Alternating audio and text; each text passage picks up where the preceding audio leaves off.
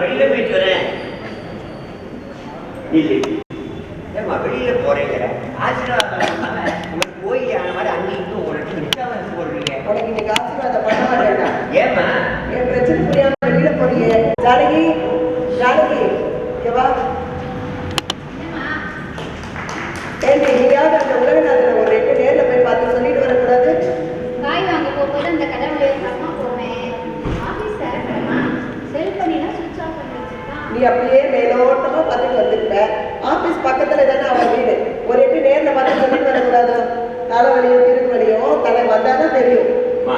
நீ ஒரு நாள் அட்ஜஸ்ட் பண்ணிக்க கூடாதா? என் வயசானாதானே உங்களுக்குலாம் அந்த பிரச்சனை புரியும்.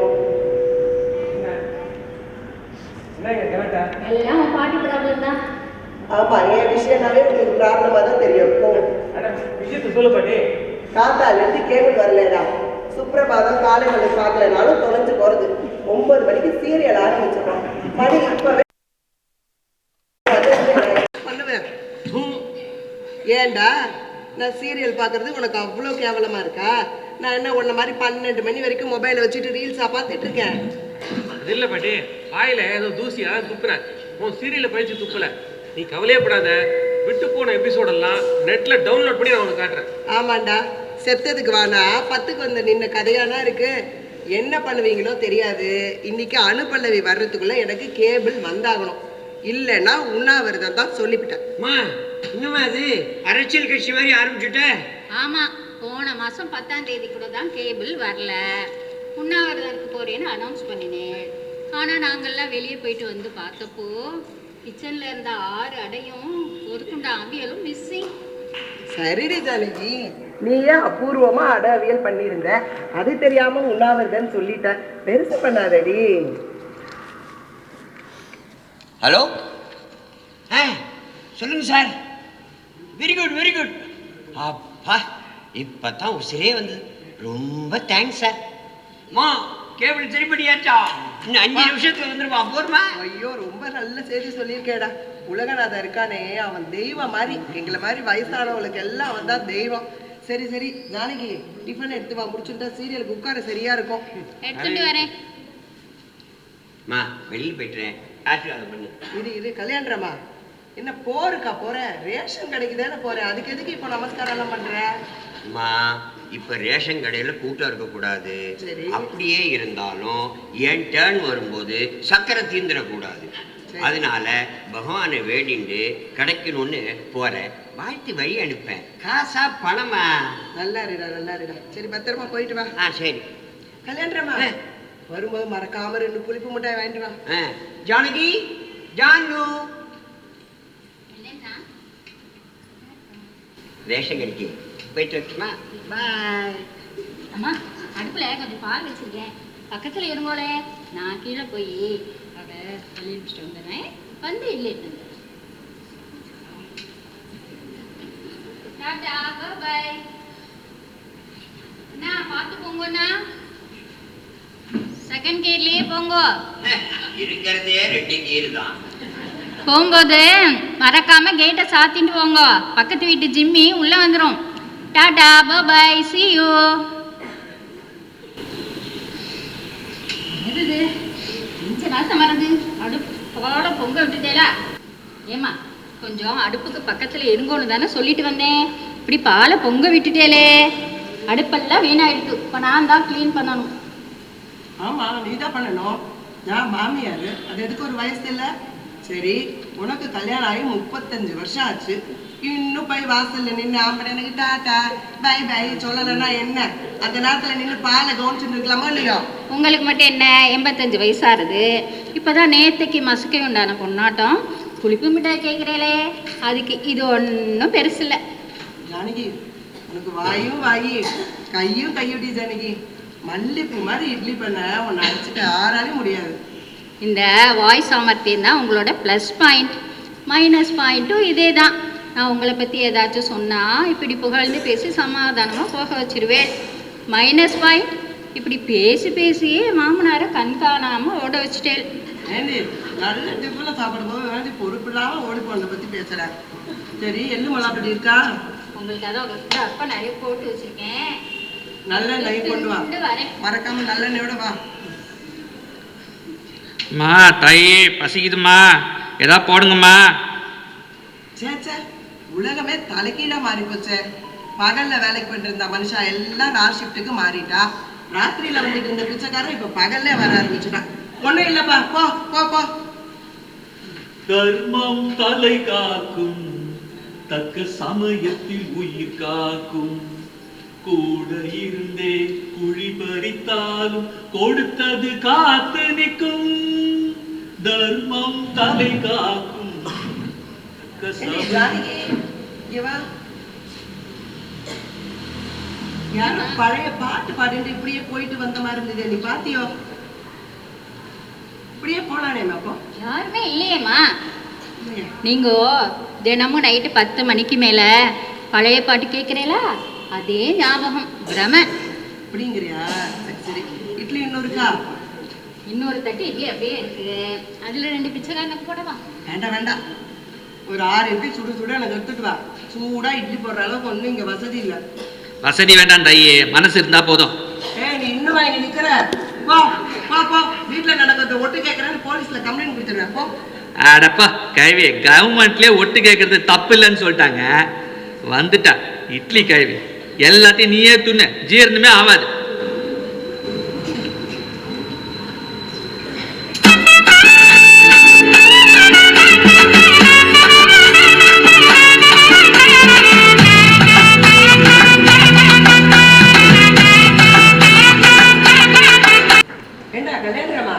என்ன பண்ணிட்டு இருக்க? கொத்தவரங்காய்க்கு காம்பு கிளிட்டு இருக்க, கொஞ்சம் ஹெல்ப் பண்றியா? போடா, இப்பதான் நானே குடுக்க எடுத்து உட்கார்ந்தேன். இவன் வேற.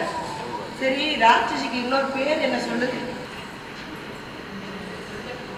மாமியார்னு போடுங்க. கல்யாணமா? மாமியாரை பார்த்து ராட்சசின்னு சொன்னாதான் தப்பு. ஒரு ராட்சசி மாமியாரா இருக்கிறது என்னமா தப்பு? ஆனா ஆள் ஆரம்பிச்சுடா, 4 எழுத்து வரணும். அரக்கின்னு போடு, தொடர்ந்து. ஏடி ஜானகி, எல்லா கொத்தவரங்காய்க்கும் காம்பு கிள்ளிட்டுமா, இல்ல நாளைக்கு குழம்பு கொஞ்சம் மிச்சம் வச்சுக்கிட்டுமா? எல்லாத்தையும் ஆஞ்சி வச்சிருங்க. இந்த இடத்துல 3 சமையல் தான் பண்ண வேண்டியிருக்கு. என்னடி சொல்ற? ஆமா, உங்களுக்கு கூட்டு ஆகாது, உங்க பிள்ளையாண்டாளுக்கு பொரியல் ஆகாது, உங்க அம்மாவுக்கு கொத்தரங்காயே ஆகாது, வேற காய் சமைக்கணும். ஆமாண்டி, நான் கஷ்டப்பட்டு காசிக்கு போய் விட்டு வந்த கொத்தரங்காய உனக்காக தின்னுட்டு எனக்கு பாவத்தை தேடிக்க சொல்றியா? காசிக்கு போய் கொத்தரங்காயை விட்டுட்டு வந்ததுக்கு பதிலா உங்க கொழுப்பு கொஞ்சம் விட்டுட்டு வந்திருக்கலாம். ஏய் கல்யாணமா, ஏய் பொண்டாட்டி கல்லா, அது அதுக்கு பட்ட பேரை வச்சு கூப்பிட்டாதான் காதுல விழறேங்கிறது. உன் பொண்டாட்டி எனக்கு கொழுப்பு ஜாஸ்தின்னு சொல்றா, கேட்டுட்டு உட்கார்ந்து இருக்க. கொத்தவரங்காய்க்கு காம்பு கொள்ளும் போது ராமஜெயம் சொல்லணும், பேசக்கூடாதுன்னு நீதானமா சொல்லியிருக்க. சரி சரி, நம்ம இந்த டாக்டர் கிட்ட போனப்ப கூட அவன் கூட தான் சொன்னான், கொழுப்பு ஜாஸ்தி உனக்கு குறைக்கணும்னு. அப்பெல்லாம் நான் கோவப்பட்டேன்னா இல்ல. அம்மா, அந்த டாக்டர் என்ன சொன்னான்னு தெரியுமா? பாட்டிமா, உங்களுக்கு கொலஸ்ட்ரால் ஜாஸ்தியா இருக்கு, குறைச்சிட்டுங்கோ அப்படின்னு சொன்னான். நீ உடனே ஈனி அழிச்சுட்டு 500 ரூபா ஃபீஸை கொடுத்துட்டு வந்துட்ட. இதே உன் மாட்டு பொண்ணு தமிழ்ல கொழுப்பு ஜாஸ்தியா இருக்கு அப்படின்னு சொல்றா, ஒரே விழுவிழுன்னு பிடிக்கிறியே. போடா, ஒட்ட தலைக்கும் முழங்காலுக்கும் முடிச்ச போட்டு அவ சொன்னதுனால என்ன நான் அப்ப கோவப்பட்டேனா என்ன?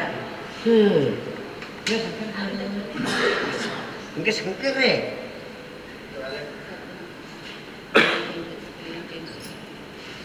ஆமா என்ன முக்கியமா டிஸ்கஸ் பண்ணிட்டு இருக்கா? என்ன டிஸ்கஸ் பண்ணிட்டு இருக்க? அவன் எதை பேசினாலும் பொண்டாட்டியை விட்டு கொடுக்காம பேசிட்டு இருக்கான். வர வேலண்டைன்ஸ் டே அன்னைக்கு ஏதாவது சவால சொல்லி அவனுக்கு பொண்டாட்டி இருக்கிறதுனால பட்டம் வாங்கி கொடுத்ததுனால எனக்கு கோபமா வருது. ஏன், எனக்கு தெரிஞ்சவர் மா விஜய்னு ஒருத்தர் இருக்கார். அவர்கிட்ட சொன்னா அண்ணாமலை மன்றத்துல ஒரு பெரிய விழா ஏற்பாடு பண்ணி அம்மா பொண்ணு பட்டத்தை இவருக்கு கொடுத்துருவார். இவரும் இதே மாதிரி ஈன்னு எழுச்சின்ற ஒரு போட்டோவோட ஷீலும் பண்ணி கொடுத்துருவார். அத அவங்க பிள்ளையாண்டான கழுத்துல மாட்டிருந்து தெரிய சொல்லுவோம். எல்லாரும் வளர மாட்டேன்னா நோக்கிட்டு ஜானகி, அம்மா தான் விவரம் கட்டு பேசுறான்னா விவரம் தெரிஞ்ச நீமா எப்படி? ஆமாண்டா, இந்த வயசுல நான் விவரம் கேட்டவன் உங்ககிட்ட பட்டம் வாங்கணும், அதுவும் மாட்டு பொண்ணு முன்னால. ஜானகி மனசு வருத்தப்படாததுக்காக சும்மா விவராய்க்கு சொன்னேம்மா. அப்போ என்ன பார்த்து விவரம் தெரிஞ்சோட சொன்னதெல்லாம் வெறும் நடிப்பா கோபால்? ராமச்சந்திரா, நான் பிறந்திருக்கவே வேண்டாம். உனக்கு என்னடா குறைச்ச? ராஜாவாட்ட பிறந்திருக்க. நான் தான் உன்னை 10 மாசம் கஷ்டப்பட்டு சுமந்து பெத்தேன். ஆமா, நீங்க தான் 10 மாசம் சுமந்து பெத்தே. மத்தவாலாம் முட்டை போட்டு குஞ்சு பொரிசாலாக்கும். முட்டை குஞ்சுன்னு பேசிட்டு இருக்கோம். ஏமா நீங்க டிஃபனுக்கு ஆம்லெட்டா? வாயை பின்னாடி போட்டு அலம்படா. நம்ம அத்துல என்னைக்கு ஆம்லெட்டும் கட்லெட்டும் பண்ணிட்டோம். ஏண்டா, கேக்கில் கூட முட்டை போட்டுக்குன்னு சொல்லி நான் சாப்பிட்டதே இல்லை. என் பர்த்டேக்கு கூட காஞ்சிபுரம் இட்லியை தாண்டா கட் பண்ணேன் நான். பாரு, முட்டைன்னு சொன்ன உங்க அம்மா ஓடி போயிட்டா பாரு. அவ அதுக்காக ஒன்றும் உள்ள போல. மணி 8:50 ஆயிடுச்சோ. 9 மணிக்கு சீரியல் பார்க்கறதுக்காக உள்ள போறா. அப்படிதான் பாருங்க. இந்த நேற்று மத்தியானம் மணி ஒரு 1:58 இருக்கும். நான் கொரட்டை விட்டு தூங்கிட்டு இருந்தா. சரி 2 மணிக்கு அத்தி பொங்கல் அவுட்டு, கரண்ட் மிச்சம் அப்படின்னு சத்தம் போடாம இருக்கேன். தானே டைட்டில் கலந்துட்டாரே. ஏண்டி, ஏதோ ஒரு மகாராஜா என் ரேஷன் கார்டுக்கு ஒரு டிவி கொடுத்தான். அதை என் ரூம்ல வச்சுட்டு நான் சீரியல் பார்த்துட்டு இருக்கேன். உன் வழிக்கே வர்றதில்லை. இதுல உனக்கு என்ன போறாம? பாட்டி கொஞ்சம் பேசாம. ஏமா இன்னைக்கு என்ன டிஃபன்? கீரை அடை, சட்னி, சாம்பார் தான். என்ன சாம்பார்? சின்ன வெங்காய சாம்பார் தான். ஒன்றை கட் பண்ணி தர சொன்னேன், நீ மாட்டேன்னு விட்ட. அப்பா தான் எல்லாத்தையும் கட் பண்ணி கொடுத்தார். என்ன டிஃபனும் அடையெல்லாம் பிச்சு பிச்சு மென்னு தின்னு வாயெல்லாம் வெளிக்குமா? பேசாம ஒரு இட்லி பண்ண மாட்டியோ? போகும்போது அப்படியே அவன் 2 அள்ளி போட்டுன்னு போகணும் இல்லையோ? போடா சோம்பேறி, அடைய பிச்சு திங்க கூட சோம்பேறித்தனமா? நீ எல்லாம் எப்படிதான் கல்யாணம் பண்ணிட்டு குப்பை கட்ட போறியோ? கல்யாணம் பண்ணிக்கிறேன்னு தான் சொல்றேன். ஆனா 50,000 தான் சம்பளமா அப்படின்னு கேட்கிறேன். 1.5 லட்சம் ரூபாய்க்கு குறைஞ்சு டாலகான் ஃபாதர் பெஸ்ட்டு அப்படின்னு சொல்லிடுறான். ஃபோன்லேயே சொல்லிடுறான் தெரியுமா? ஆமாம், நீ என்ன சொன்ன? குப்பை கட்டு போகிறாங்கறியா? வீட்டுக்கு அப்பயே விடு, முதல்ல வாசல்ல நமது குப்பை நமது குப்பை நமது குப்பை நமது குப்பை பேசாம 2 பேர் அப்படின்னு கத்தின ஒரு கார்பரேஷன் வண்டியில முதல்ல குப்பை கொட்டுவானான்னு கேளு. வேண்டாம், கல்யாணமே வேண்டாங்கிற. அப்புறம் எதுக்கு ஆளாளுங்க பேசிட்டே போறீங்க? ஏண்டா கல்யாணமே வேண்டாங்கிற? இப்பவே மூஞ்சி முத்தி போச்சு உனக்கு. இங்க பாருங்க, வெண்டைக்காயை எலசா முத்தலான்னு பார்த்து வாங்க தெரியாது. இதுல ஏன் பையன் முத்தல்னு கண்டுபிடிச்சாலோ? தூரத்துல இருந்து பார்த்தா அவனுக்கு வயசே தெரியாது. அதனாலதான் ஆபீஸ் ட்ராமால இன்னும் ஹீரோவே நடிச்சுட்டு இருக்கான். எவ்வளோ அழகு தெரியுமா? ஏதோ நெய் பந்த பிடிக்க எனக்கு ஒரு கொள்ளு பேர வேணுமேனு நான் சொன்னா, இவன் உள்ள வந்து குட்டையை குழப்பறான். கல்யாணம் பண்ணிட்டு பிள்ளைய பெற்று வளர்த்து அதெல்லாம் கஷ்டம் பாட்டி. பேசாம ஆசையை விட்டுடு. இப்பெல்லாம் ஆசைப்பட முடியாதுடா. இவன் அப்படித்தான் சொல்லுவான். ஏன்னா குறைஞ்ச சம்பளத்தில் வாங்குறான். அதனால யாரும் பொண்ணு கொடுக்க மாட்டான். ஏன் குறைஞ்ச சம்பளம் வாங்கினா என்ன? ஹரிச்சந்திர மாதிரி வாங்குற சம்பளத்தை அப்படியே சொல்லணுமா? வாங்குற 50,000 1 லட்சம் சொன்னா என்ன? அவன் என்னையா பார்க்க போறான்? போயும் போயும் மனிதனுக்கு இந்த புத்தியை கொடுத்தானே, அதில் பொய்யும் புரட்டும் திருட்டும் வைத்து பூமியில் விதைத்தானே, மனிதன் பூமியில் விதைத்தானே. என்ன கல்யாணமா? என்னம்மா? ஏதோ பழைய பாட்டு சத்தம் கேட்கல உனக்கு? பாட்டு பாடிட்டே அப்படியே பூனை வந்த மாதிரி இருந்தது. ஒருத்த நீ பாத்தியா? இல்லையே. அப்படியே போனானேடா. அப்படியா? என்ன உங்க அம்மா அடிக்கடி இப்படிதான் பழைய பாட்டு கேட்கறதுன்னு கிளம்பிட்டு இருக்கா. என்ன பண்றதுனே தெரியலண்ணா. அது ஒன்றும் இல்லடி. இந்த வீட்டுக்கு முன்னாடி ஒரு ஆர்கெஸ்ட்ரா பாடகர் ஒருத்தர் குடியிருந்தார். அவர் சாதகம் பண்ணும்போது மேஸ்தாய்க்கு போயிருக்க. கீழே இறங்க தெரியாமல் தொண்டை அடைச்சின்னு பக்குன்னு போயிட்டாரு. அவருக்கு பழைய பாட்டுனா ரொம்ப பிடிக்கும். சிச்சுவேஷனுக்கு தகுந்த மாதிரி அப்பப்போ வந்து பாடிட்டு போவார். அம்மாவுக்கு தான் பழைய பாட்டு ரொம்ப பிடிக்குவே. அதனால கேட்குறா. கேட்டுட்டு போட்டுமே. காசா பணமா? குட் மார்னிங் செல்லாம். Good morning daddy. என்னடா செல்லாம், நீ 9 மணிக்கு எழுந்துட்டேன். அது 2 மணிக்கு தானே படுக்க போனேன். தூக்கமே வரல டாடி. சாரிம்மா, 25 வயசாயும் உனக்கு ஒன்றும் கல்யாணம் பண்ணி வைக்கல பாரு. அதனால தான் உனக்கு தூக்கம் வரலையானோ. நீ நேற்று செஞ்ச வேகாத அடைய சாப்பிட்டதுல வயிறு ட்ரபிள் பண்ணதுல நைட் எல்லாம் தூக்கமே வரல. அதான் போருமா? ஐயோ சாரிம்மா, எனக்கு தெரிஞ்சதால நான் பண்ண முடியும். உங்க அம்மா இப்படி பாதியில் விட்டு போகணும்னு யாருக்கு தெரியும்? இதுக்கு தான் சமையல் தெரிஞ்ச ஒரு நல்ல மாப்பிள்ளையா பார்க்க சொல்றேன். சரி, ஒரு சின்ன வயசு கல்யாணக்காரனே பார்த்துடலாமா? அவன் மண்டபத்துல சமையலை கவனிச்சுட்டு வீட்டுக்கு வந்தா கொண்டாட்டி சமைச்சதுதான் சாப்பிடுவானா. ஓஹோ, ஆமாம்மா. எந்த ஹோட்டல் முதலாளியும் அவன் ஹோட்டலில் சாப்பிடவே மாட்டான். ஆமாம், மாப்பிள்ளை பார்க்க போச்ச உனக்கு சமைக்க தெரியும்னு கேட்க முடியுமாம்மா? உன்னை யார் அப்படி கேட்க சொன்னா? என் பொண்ணு சூப்பரா சமைப்பா, சமையல்ல எக்ஸ்பர்ட். மல்லிகா பத்ரிநாத்தே அவகிட்ட தான் ஃபோன் பண்ணி டவுட் கேட்பானா பாருங்களே அப்படின்னு ஒரு ரீல் விடு. உனக்கு தான் சமைக்கவே தெரியாதம்மா. மிஸ்டர் ஹரிச்சந்திரன், சொல்றத பூரா கேளுங்க. இப்போ என் பொண்ணு நல்லா சமைப்பான்னு ஒரு சின்ன பொய்ய சொன்னா, அந்த அம்மா என் பையனும் சூப்பரா சமைப்பான்னு சொன்னா ஓகே சொல்லுவோம். அப்படி இல்லை, உப்பு இல்லாம சாப்பாடு போட்டாலும் என் பையன் உப்புளியப்ப மாதிரி பேசாம சாப்பிட்டுட்டு போயிடுவான்னு சொன்னா ரிஜெக்ட் பண்ணுவோம். எப்படி? ஓ ஆமா, அந்த உப்புளியப்ப யாருமா? லவ் பண்ணுறியா? ஐயோ லூசு டாடி, நீ தானே கும்பகோணம் டூர் கூட்டிட்டு போறச்ச அந்த கோவிலுக்கு கூட்டிட்டு போய் உப்புளியப்பன் கதையை பத்தி சொன்ன. ஓ ஓகே ஓகேம்மா, உன் டேஸ்ட்டை சொல்லு. இங்க பாரு, இப்போ ஒரு பையனுக்கு டேஸ்டே பார்க்க தெரியலனா சமைக்கவா தெரிய போகுது? அப்படிதான் போட்டு வாங்கணும். ஓகேம்மா, உனக்கு பிடிச்ச மாதிரி எல்லாம் அமைஞ்ச ஒரு மாப்பிள்ளைய பார்க்க சொல்லி புஜங்கராவிட்ட சொல்லி வச்சிருக்கேன். புஜங்கராவா? யார் அது? கல்யாண தரகர் கிட்டக்கெல்லாம் எதுக்கு டாடி சொல்லி? அவரு கல்யாண புரோக்கர் கிட்டக்கெல்லாம் சொல்ல வேண்டாம், இது என்னோட லைஃப் ப்ராப்ளம். ஐயோ, நீ நினைக்கிற மாதிரி அவர் தரகர் இல்லைம்மா. அவர் ஒரு மேரேஜ் மேட்சுக்கு சோஷியல் சர்வீஸ் மாதிரி பண்ணிட்டு இருக்காரு. அவர் தங்கமான மனுஷன். அவர் அவர்கிட்ட சொல்லி வச்சுட்டு உனக்கு நல்ல மக்கள் இப்போ கவலைப்படாத. சரி, எப்போ வருவாரு? இப்போ வருவார் பாரு. நீ நினைச்ச டைட்டில் இன்ட்ரி அவர் பாரு. நமஸ்காரம். யாரோ வராங்க. வாங்க வாங்க. இப்பதான் உங்களை பத்தி பேசிட்டு இருந்தேன். மருதன். ஆமா, என்னோட முழு பேரை நீங்க ஒருத்தர் தான் சொல்றேன். பாஸ்போர்ட்ல போடுவோம், அப்புறம் நான் சொல்றேன். கண்டிப்பா உட்காரலாமா? உட்காருங்க, நீங்க உட்காருங்க. 2 சேர் தான் இருக்கா? ஆமா, இது சின்ன வாங்கிடுவோம். ஆமா, சிங்கிள் பெட்ரூம் இது ஜாஸ்தி. சரி, இது என் பொண்ணு காயத்ரி. வணக்கம் வணக்கம். நல்ல லட்சணமா தான் இருக்கா. வரன் பார்க்கறதுல பாதி சௌகரியமாச்சு. ஏம்மா, உங்க அப்பா சிலதான் சொல்லியிருக்கா. உன்னோட எக்ஸ்பெக்டேஷன் சொல்லுமா? பையன் என்னை விட உயரம் கம்மியா இருக்கணும். ஓ, அப்பதான் அவன் இப்படி இருந்து அவன் எப்பவும் உன்னை நிமிர்ந்து பார்க்கணும். ஆமா. அப்புறம் பர்சனாலிட்டியும் என்னை விட கம்மியா இருக்கணும். எதுக்கு? ஓ, வேற யாராவது தள்ளின்னு போகாம இருக்கணும், அதுக்கு தானே. சம்பளமும் என்னை விட குறைவா இருக்கணும். என்னம்மா அது? உயரம் கம்மியா இருக்கணும், பர்சனாலிட்டி கம்மியா இருக்கணும், சம்பளமும் கம்மியா இருக்கணும். நான் எதுக்கு சொல்றேன்?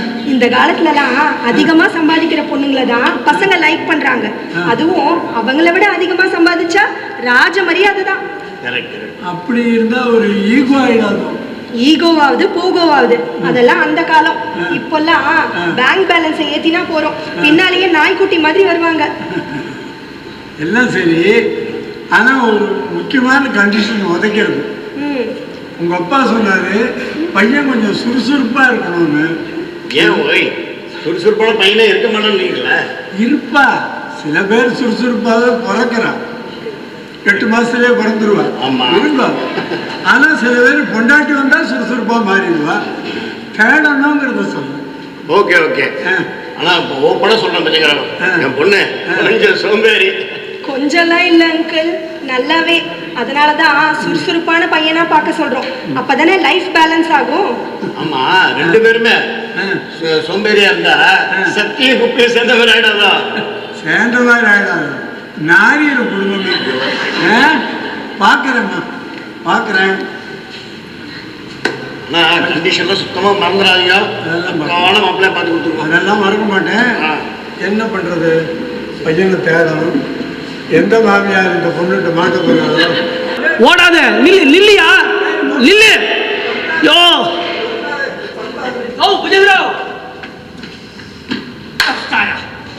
ஒல்லியா இருக்கிறதுனால சந்து போந்தெல்லாம் பூந்து சைக்கிள் கேப்ல எங்கேயா ஓடிடுறான்.